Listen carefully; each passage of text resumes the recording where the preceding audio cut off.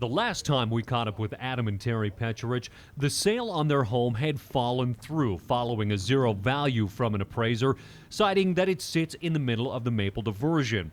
The larger home they were hoping to buy has since been sold to someone else, and the roadblocks for this family of four in their home with bedrooms for two only gets worse. The latest we've heard from HUD and the FHA is that even when the 120 days expires of the $0 appraisal, they still won't loan against our house. The U.S. Department of Housing and Urban Development, which handles FHA-backed loans, issued this statement about the zero appraisal. The definition of market value contemplates that HUD's insurance of the loan secured by the property will be in place for 30 years.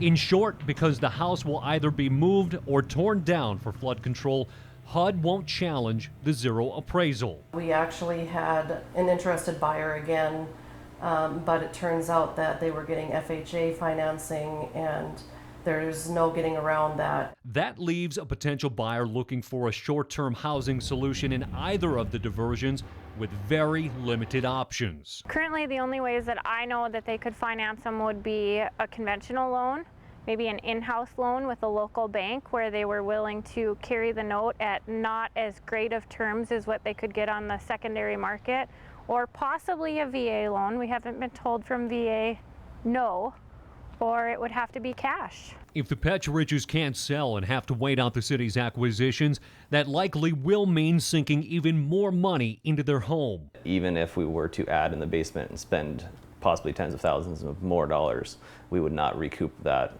even if and when we were ever bought out. Right now, if they put any more money into this house, they're not going to get it back. With a second mortgage out from the initial rebuild, the family has exhausted all options on help from recovery groups.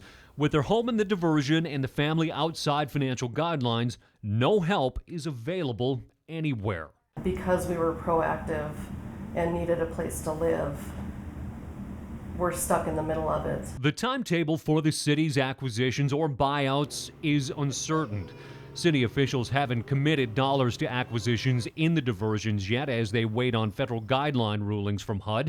If the flood control timetables adopted by the city is the guideline, it would be 2017 before construction would start on the Maple Diversion, and 4 more years of waiting on top of the 2 that have already lapsed. At this pace, the damage from the mouse will be gone before the mess in the Maple is cleared up. Hope is a long shot right now. In Minot, Shaun, Sipma, KX News.